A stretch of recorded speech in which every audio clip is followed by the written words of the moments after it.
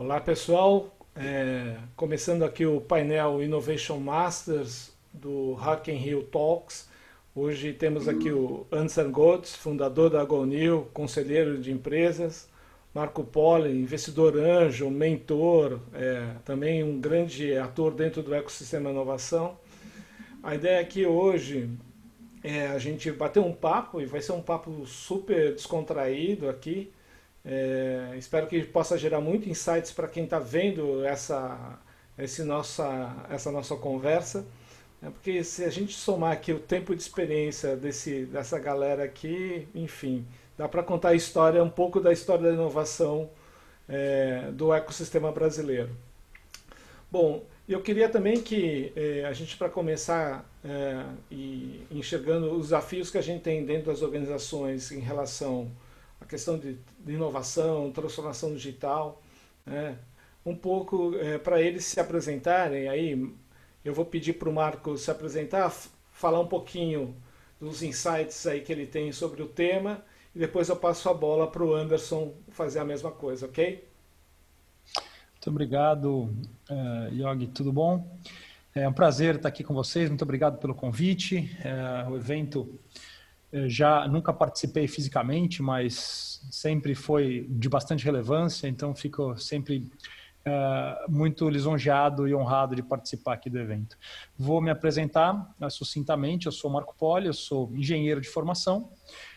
Desde que me formei, fui trabalhar, fui empreender, criei 5 startups, estou na minha quinta startup nesse momento, desde 2000, e fundador serial, sempre startups, sempre a maioria delas digital, 2 delas que tinham produtos físicos envolvidos, mas 3 puramente digitais, e mesmo que tinham produto físico, era um apoio ao mundo digital. A partir de 2010 comecei a investir, investi em 50 empresas diretamente até hoje, mais algumas através de veículos indiretamente. A partir de 2015 comecei a criar novas formas de se empreender, estudar inovação, estudar como melhorar a taxa de sucesso das startups, que é um grande problema, a taxa de morte é muito grande e isso tem diversos fatores. Comecei a estudar quais eram esses fatores, comecei a estudar como seriam formas de diminuir, especialmente num ambiente extremamente hostil, como é o ambiente de negócios brasileiro, que é um ambiente inóspito, um ambiente muito difícil. Então, como eu poderia ajudar os empreendedores daqui, as startups daqui, a melhorarem a sua taxa de sucesso, e com isso eu comecei a entrar dentro de empresas estabelecidas e comecei a entender como essas empresas inovam e comecei a entender como essas empresas poderiam se relacionar com startups. Então, a partir daí, criei diversas pesquisas originais sobre formas de interação, sobre como as startups podem, métodos de criação de startups que reduzam a taxa de falha, focado especificamente no aumento da taxa de sucesso, e como empresas podem melhorar as suas veias inovadoras, inovarem mais, e especialmente se relacionando com startups. Então, a relação entre empresas estabelecidas e startups é uma das coisas que hoje eu mais estudo e mais faço. Sou professor do INSPER, de um curso de extensão, especialmente do curso de Direitos para Startups. Sou professor aqui do curso de Conselheiro de Inovação. Criamos junto esse curso de Conselheiro de Inovação, que é um trabalho de várias mãos. Fui eleito ano passado o melhor investidor anjo do Brasil pelo Startup Awards da AB Startups, Associação Brasileira de Startups, e fico aqui sempre tentando melhorar e criar formas de melhorar o ambiente inovador e o ambiente empreendedor do Brasil. Faço muitas pressões de políticas públicas, municio muitos interessados no governo a melhorar esse ambiente de negócios, e faço isso já há bastante tempo. E gasto muito, dou muito do meu tempo também ajudando empreendedores a empreender. Falo por volta de 50 a 100 empreendedores todo mês, pouco menos aí na época da quarentena, porque a gente ainda não conseguiu encontrar um formato bom de continuar com esse mesmo ritmo, mas falo sempre entre 50 e 100 empreendedores todo mês, com mentorias rápidas, para ajudar esses empreendedores a terem sucesso nos seus negócios. Então, eu faço muito give back para o ecossistema e trabalho fortemente com esse tema de inovação e empreendedorismo. Muito legal. E o pessoal acha que a gente vive só no glamour, né, Marco? É muito trabalho e muita ralação. Mas aí, Anderson, conta aí um pouco É da sua legal. história também. Eu, para começo de conversa, tento aprender aí com referências como você, Ricardo, como Marco Poli, né? Acho que a gente tem um ecossistema recente, né? E se remontarmos até a própria origem, por exemplo, do smartphone, né? Que é um device de pouco mais de 10 anos, e olharmos quem efetivamente teve a experiência de meter a mão na massa, de construir negócios em cima dessa plataforma, são muito poucas pessoas. E aí conecta um pouco com o nosso assunto, que é quem de fato está hoje sentado na alta gestão, né, brasileira, nos conselhos de administração, e consegue ter tido a experiência real de ter passado, né, pela construção de negócios joviais, por essa experiência toda, esses modelos todos. É possível que a gente tenha um contingente muito grande de pessoas que tenham efetivamente passado por isso, porque é tudo muito recente, né? Como eu falei, o smartphone tem pouco mais de 10 anos, que é o device aí que habilita muitos desses negócios joviais. Então, me apresentando, meu nome é Anderson Borges, eu sou um empreendedor, sou um investidor de startups também, aprendendo um pouco nesses dois chapéuzinhos, e também sou board member tanto de startups como de organizações tradicionais, em processo de transformação. Basicamente, fui estudar profundamente, né, como alguém que teve uma saída de uma startup em 2015 para 2016. Eu fiquei empreendendo de 2010 a 2015, 2016, a minha primeira empresa. Foi uma jornada muito interessante. Eu consegui fazer um from zero to alguma coisa, né? Faturou aí 2 dígitos e tal. E aí, de 15 para 16, eu saí dessa história, me capitalizei um pouquinho, nada que resolveu os problemas, tanto é que senão eu estava lá nas Bahamas, mas estamos aí, né? E aí criei um fundo, junto com um amigo, sócio, Dombley. A gente começou a fazer investimento, falei, pô, eu preciso estudar melhor aquela questão de governança, porque eu tinha uma trajetória até 2010 em grandes empresas, passei pela PwC, pela Unisys, foram minhas grandes escolas, e eu também fui para dentro da indústria, trabalhei 4 anos na Perdigão, antiga Perdigão, antes da fusão com a BR Foods, e eu era um cara de projetos, né? Um cara que, numa época em que você não tinha inovação aberta, o cara de projetos era aquele cara mal visto, né? Tem até um primeiro livro nessa área, chama Lessons Learned em Gerenciamento de Projetos. E naquela época, o cara que entregava algum tipo de incremento à capacidade de produzir valor, que no final do dia eram os projetos que de alguma maneira mexiam com o status quo das organizações, era aquele cara mal visto pelo pessoal da operação, né? Que sempre entregava alguma coisa que estava faltando, né?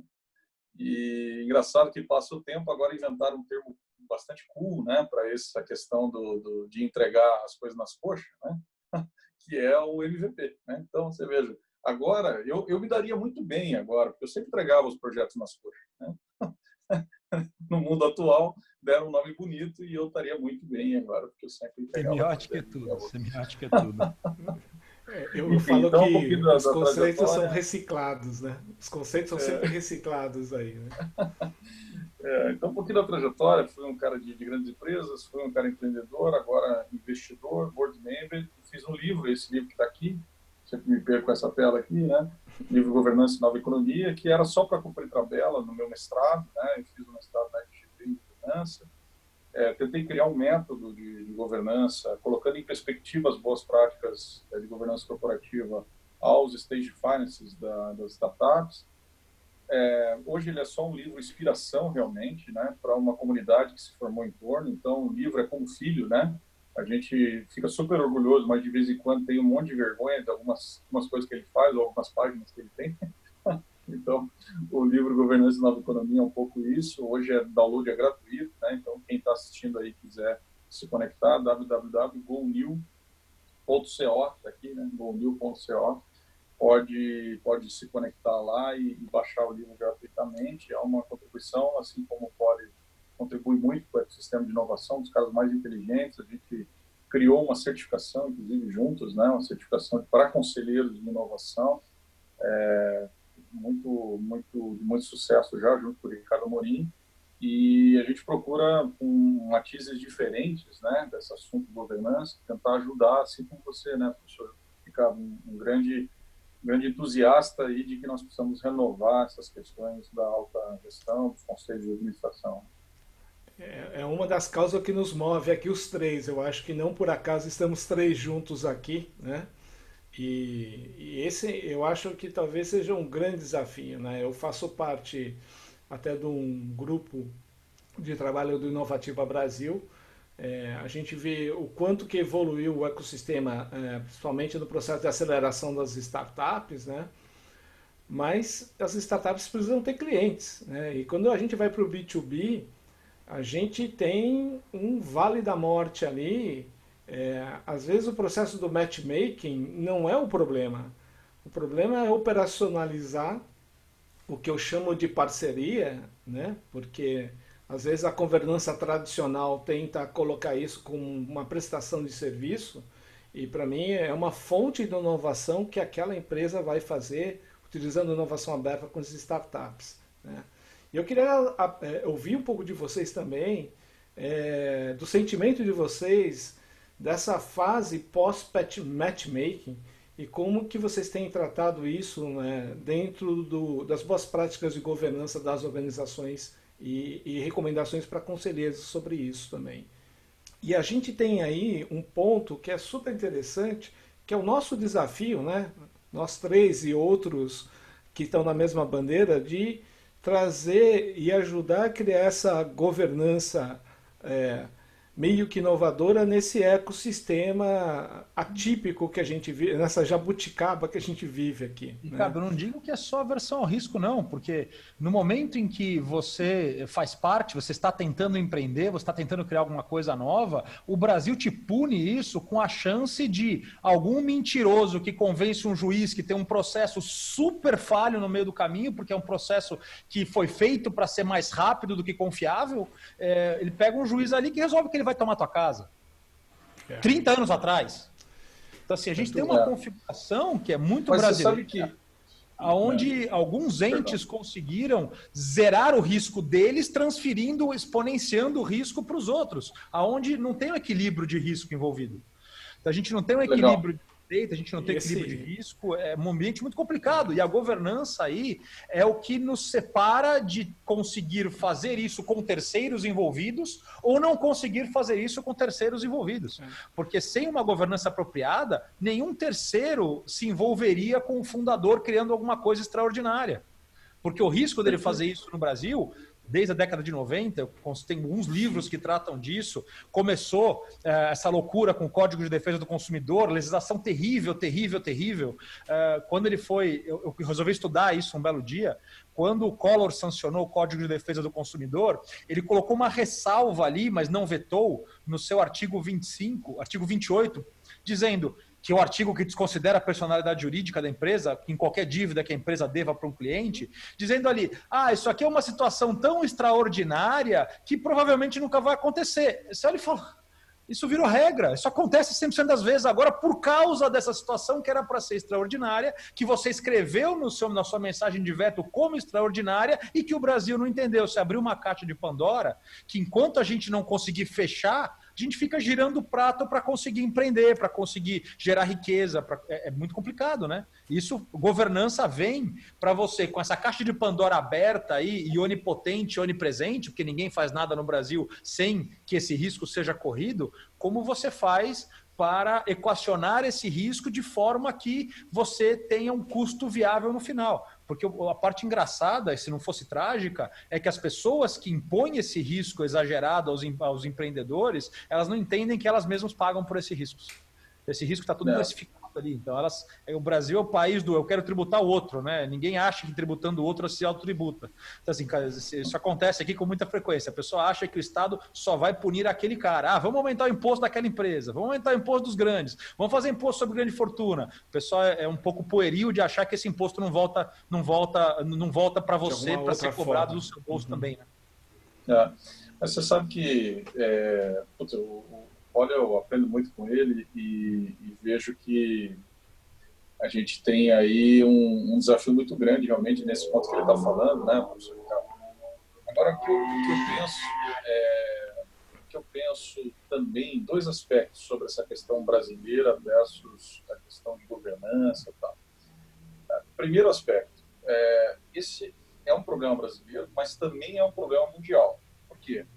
Que todos os sistemas, boas práticas, instituições que preconizam algum tipo de referência vamos dizer assim, ao que deve ser, ao como deve ser a prática de governança no mundo, né? SEC, OECD, CVM, sejam institutos, fundações, ou seja o que for o tipo de organização, regulatório ou não, o fato é que a maioria dessas organizações elas têm dois problemas. Primeiro, são organizações tradicionalmente do velho poder. E aí, desculpa, nenhuma crítica aqui, na verdade, nós temos até que reconhecer o grande legado dessas organizações internacionais, ou mesmo as brasileiras, né? Você tem aqui a Fundação do Cabral, um legado incrível de governança familiar, né? Os programas PAEX, etc. Você tem o IBGC com um legado incrível também da governança pesada, né? B3, CVM, etc. Santo Paul fazendo um belo trabalho lá também em São Paulo, com as meninas conselheiras e tal. Ou seja, a gente tem, seja no Brasil, seja no mundo, também muita gente legislando. Mas o ponto é que, voltando à questão das instituições, elas têm dois problemas, na minha opinião. Primeiro, é serem clássicas, organizações clássicas, assim, né, na sua organização, na sua própria governança. E isso versus empresas Estado que estão ao redor do mundo rompendo totalmente. Então, assim, os modelos de Uber, etc., que já são clássicos exemplos, versus regulação, ok, mas não é só eles. Nós estamos diante das tecnologias de melhoramento humano da China, nós estamos diante de criptomoedas que são abertas, por exemplo, para aquele pessoal mesmo do Facebook lá, né, de conduta sendo questionada pelo Senado americano, através de uma fundação na Suíça, né, com outras empresas bilionárias. Então, perceba que como é que a gente vai encarar essa questão dos grandes conflitos, das grandes contradições mundiais. E aí, meu segundo ponto, em análise a isso que o Paulo está falando, com muita propriedade, olhando para a nossa experiência Brasil, o que eu vejo, se vocês concordam, é que assim, esses dias eu estava fazendo um pitch aí para explicar a GoNew para uma instituição americana, e eles mais ou menos diziam assim, pô, mas como é que pode esse negócio sendo tão... Porque você vai falar de governança dos Estados Unidos, isso não está muito em evidência, ok? Já atingiu um certo platô, né, das questões e tal. Aí que eu acho que no Brasil, primeiro, a gente está realmente com o nosso ecossistema pujante em desenvolvimento e tal, então, do ponto de vista de inovação, isso está muito em pauta, né? A gente ainda usa termos como nova economia, né, sendo que isso já é bullshit há muito tempo no Vale, né? Ok, mas também do ponto de vista ético, o país discutiu muito esses aspectos nos últimos anos, por questões políticas, não vamos entrar aqui nessas questões, mas o fato é que até o ponto de nós temos ex-presidentes presos e tal, né, quer dizer, de novo, sem entrar no mérito, mas é emblemático, e isso, a sociedade brasileira discutiu profundamente isso. Então, o que eu acho que a gente tem tentando ver o copo meio cheio, é que há uma sociedade discutindo isso fortemente versus um crescimento das questões de tecnologia, o encurtamento do ciclo de vida empresarial, todos os aspectos de governança, regulação, ética e compliance sendo desafiados por esse conjunto inovador. E aí, queira ou não queira, a gente tem uma massa de pessoas, né, e é por isso que eu comentei que o livro é só um livro de inspiração lá atrás, né, feito há 3 anos atrás. Eu acho que hoje a gente tem uma comunidade de mais de 19 mil pessoas, né? A gente já passou pelo programa Master, por exemplo, 248 pessoas de altíssimo nível. Junto com o Poli e com o Ricardo Amorim, a gente criou uma outra certificação que já tem aí uma primeira turma absolutamente lotada em 10 dias, né? A gente abriu a segunda, então eu acho que a gente tem que encarar também o copo meio cheio. Eu acho que vamos usar essas indiciocracias, né, essas questões aí que a gente tem no Brasil, como estamos afiando a faca, claro. E talvez a gente esteja muito preparado para discutir essas coisas ao redor do mundo.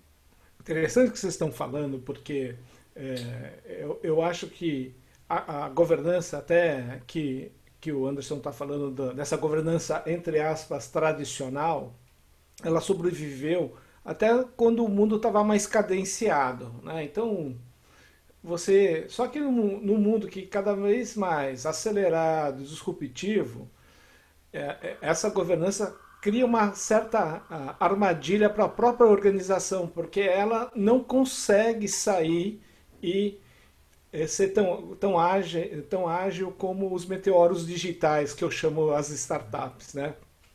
Eu sempre gosto de citar aquela referência do quanto tempo esses meteoros digitais demoraram para entrar na lista das 500 maiores empresas do mundo, da Fortune 500, e 80% da primeira lista da década de 50, as empresas não estão lá. Então, esse processo está acelerado. Eu acho que está abrindo, ainda mais nesse processo de pandemia, a gente enxerga que o firewall parece que abriu um pouco mais para aquilo que nós três estamos falando, começa a ter um pouco mais de eco. Acho que vocês enxergam isso, que a gente enxerga o conselheiro hoje revendo e repensando, buscando mudar a forma de criar uma forma de... Porque a governança, na verdade, tem que garantir a empresa no futuro. Se ela cria uma arapuca para a empresa morrer no momento que é puramente mais analógico, como é que vocês enxergam isso? Se eu puder começar essa, Anderson. A gente teve algumas discussões bastante profundas até para tentar entender. Eu brinco, que eu sempre falo que a função do conselho, uma das primeiras funções do conselho é garantir a perenidade da empresa, é garantir o futuro, é garantir o longo prazo. Coisa que muitos dos outros funcionários, até de alto escalão, até C-level, CEO, provavelmente não tem. Ele está muito mais cobrado pelo resultado imediato, pelo crescimento anual no máximo, quando não pelo resultado do trimestre, do que como é que a empresa vai estar daqui a 10 anos. Então, uma das funções principais do conselho é harmonizar o resultado presente, que é como os oficiais da empresa, como a gestão da empresa é medida, e como isso vai ficar no futuro, como é que essa empresa vai ficar daqui a 10 anos. Eu brinco, eles são os guardiões do futuro da empresa, é o guardião do longo prazo. Quando a empresa tem dono, o guardião do longo prazo primário é o dono, porque ele está olhando e falando, não adianta nada eu gastar agora, porque eu estou vendendo jantar para comprar almoço. Não adianta eu comprar almoço vendendo jantar. Eu estou vendendo jantar de 2 dias para comprar almoço de 1. Isso acontece em muita empresa, especialmente empresas que estão na mão de funcionários que não têm essa visão de longo prazo. Então, uma das brincadeiras que eu faço hoje nós temos uma pressão, isso é uma coisa extremamente atual, a gente tem uma pressão fortíssima, especialmente vindo das áreas de marketing, para ter empresas que têm uma causa, empresas que têm um lado. Então tem um conflito, tem 2 lados brigando, existe uma pressão fortíssima do marketing para que a empresa tome um lado, porque a empresa tomando um lado está vendendo bem. Agora, como é que vai ficar essa empresa daqui a 10 anos se ela tomou o lado errado? Vendeu pra caramba agora e daqui a 10 anos. Todo mundo vai lembrar, não, aquela empresa é a empresa que foi para outro lado. E aquele lado a gente sabe que hoje ou perdeu ou está errado, ou já não é mais moral, não é mais ético, que ética também e moral mudam bastante com o tempo. Então aquele lado que ela tomou não é mais moral, sim, não é mais ético. Então, assim, como é que fica esse conflito entre o curto prazo, o resultado do trimestre, o resultado do ano, o fechamento do balanço e o longo prazo, que essa empresa vai estar daqui a 10 anos. Então, é uma das funções principais. E eu brinco que as estruturas elas funcionavam e davam algum resultado até 10% ao ano de crescimento. Depois de 10% ao ano de crescimento, as coisas pararam de funcionar. O mercado tradicional parou de fazer sentido, parou de funcionar, as finanças pararam de fazer sentido, as projeções já não funcionam mais, os métodos de cálculo que são super consolidados, estabelecidos em finanças não se aplicam mais. Quando você tem um crescimento de 15% ao ano, 20% ou 100% ao ano, você não consegue mais usar as formas tradicionais. E você também não consegue usar as estruturas de governança tradicionais. Como é que você faz para usar uma estrutura de governança tradicional quando você está crescendo 100% ao ano? Ah, não, porque para cada contrato novo você tem que chamar o conselho. E o prazo para chamar o conselho? Ah, o prazo para chamar o conselho é de 30 dias. O prazo para chamar o conselho é de 15 dias. Em 30 dias, essa empresa cresceu o que muita empresa não cresce num ano. Numa economia exponencial, ou teve a oportunidade de crescer. Então, essas lógicas não fazem mais sentido. Então, eu brinco, Lei 6404, que rege as sociedades anônimas, a legislação brasileira empresarial é terrível, você não tem uma estrutura apropriada para esse tipo de empresa. Você tem a limitada, que serve para barraca de feira, para o salão de cabeleireiro, para padaria, para as coisas pequenas, ou para as coisas simples, que tem um único, só pode ser muito grande, mas que sejam simples, e você tem as SAs, que são pensadas para Petrobras, para Vale, para Embraer, para empresas públicas, para empresas de grande porte. Mas você não tem uma coisa no meio. Então, você tem uma coisa que é extremamente lenta e amarrada, ou você tem uma coisa que não satisfaz porque ela não consegue equacionar os conflitos que acontecem entre os stakeholders, entre a base societária. Então, não existe uma coisa no meio do caminho, ou uma coisa que seja mais apropriada. As estruturas de empresas são extremamente ultrapassadas. E a 6404, por exemplo, eu não sei como é que eles estão, os advogados estão se virando aí, não perguntei nenhum para deles, mas não sei se vocês sabem, ela exige reuniões presenciais ao redor de uma mesa, onde as pessoas debatem as coisas, tem uma ata que tem que constar a hora que ela começou, a hora que ela terminou. No mundo de Zoom, no mundo de e-mail, no mundo conectado com decisões rápidas, o advogado brinca, né? Eu preciso que isso aí mude na lei para me livrar da mentira, porque toda vez é mentira, aquela ata não diz o que aconteceu.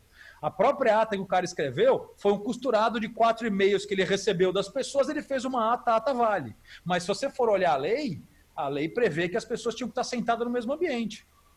Por quê? Porque ela foi escrita na década de 60. Entendeu? Então ela já não comporta mais. É uma lei super extrema, o Brasil tende a supra-regular tudo.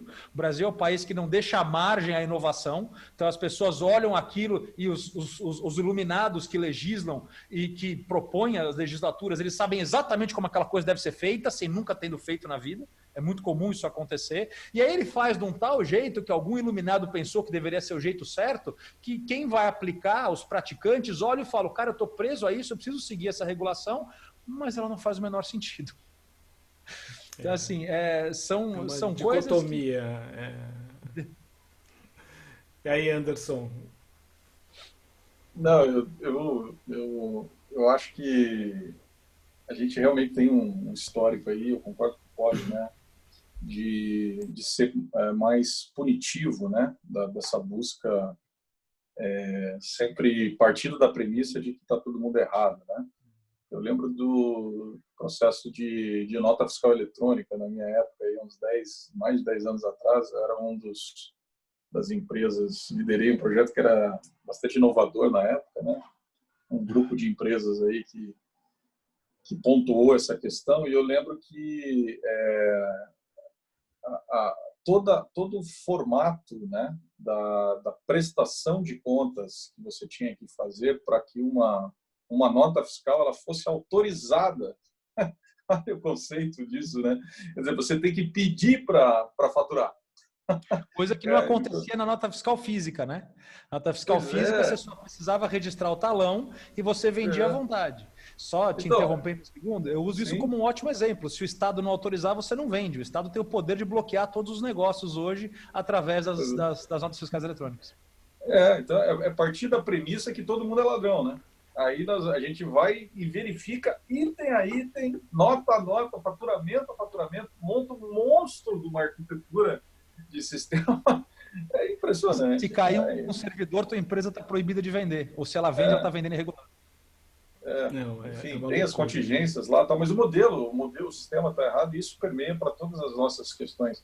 Então, veja que desafio a gente tem, né, professor Ricardo? Né? Eu acho que a gente tem um desafio enorme, né? Acho que como sociedade, uma sociedade cada vez mais hiperconectada, e estabelecer proxies de governança que consigam transformar esses desafios, esses obstáculos, né? E virar esse jogo é enorme. Então, por isso que a gente tenta reconhecer em Global todas as iniciativas e se colocar ao lado de todas as iniciativas brasileiras para que a gente consiga, assim, ter um país, como a gente prega lá, com negócios não só velozes, mas também corretos. Pois é, estamos chegando aqui já quase no final. Eu ficaria o dia inteiro conversando com vocês aqui, porque a gente defende a mesma causa, né? Enfim, a gente sofre até bullying às vezes por defender essa causa aqui, mas enfim, eu acho que o, o ponto foi um pouco o que eu falei, o que o Poli falou, é o papel fundamental de um conselho de organização, que é garantir o futuro da organização. Se hoje a governança ela cria essa arapuca que você não consegue e tem uns insights super legais que a gente falou aqui, né? Talvez o melhor balanço, o melhor DRE pode estar decretando a morte da empresa no futuro, né? Então é algo que a gente precisa cada vez mais levar essa cultura para dentro dos conselhos de administração. Mas eu queria, enfim, para fechar, cada um falar um pouco aí, fazer um seu fechamento, falando para o conselheiro que está nos vendo aqui, a sua recomendação curta do que ele deve fazer daqui para frente para ele sobreviver como conselheiro dentro de uma organização.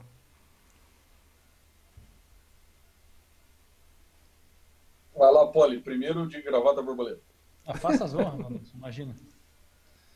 Eu já falei demais aqui. Não, eu deixo uma mensagem que a gente prega em GoNew, que é Speed and Sun Control, né? Esse é o propósito que nos une, um convite a todos vocês. A gente tem uma plataforma que nasceu de uma maneira genuína, na medida em que eu mais aprofundava esse assunto, mais eu vi o tamanho da minha ignorância e como a minha sabedoria acabava rápido. Então, por isso a gente tenta encarar isso no espírito colaborativo, no espírito de comunidade. É só acessar lá gonew.co e você vai ter acesso a uma série de materiais e, mais do que isso, você também pode moldar a nossa comunidade e ser protagonista não só da nossa comunidade, mas da governança ali estabelecida.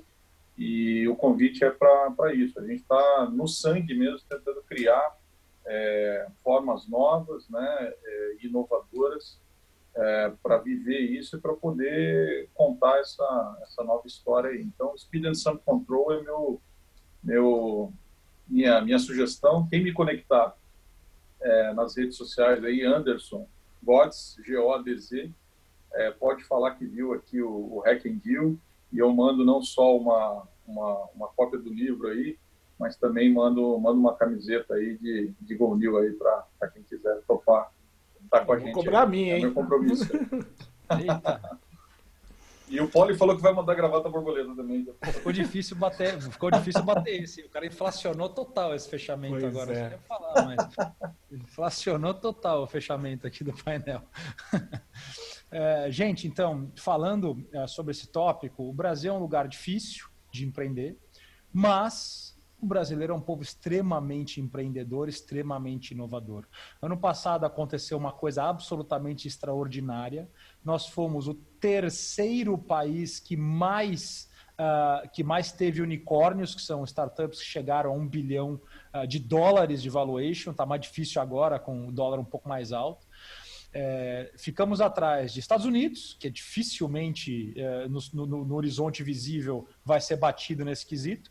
China, que a gente só imagina o que está acontecendo de verdade, os números não são tão abertos quanto nos outros países, e nós, Brasil, empatados com a Alemanha, com 5 unicórnios formados, aí, 5 unicórnios declarados em 2019, que foi absolutamente extraordinário. Significa que nós somos o terceiro país do mundo que mais teve unicórnios.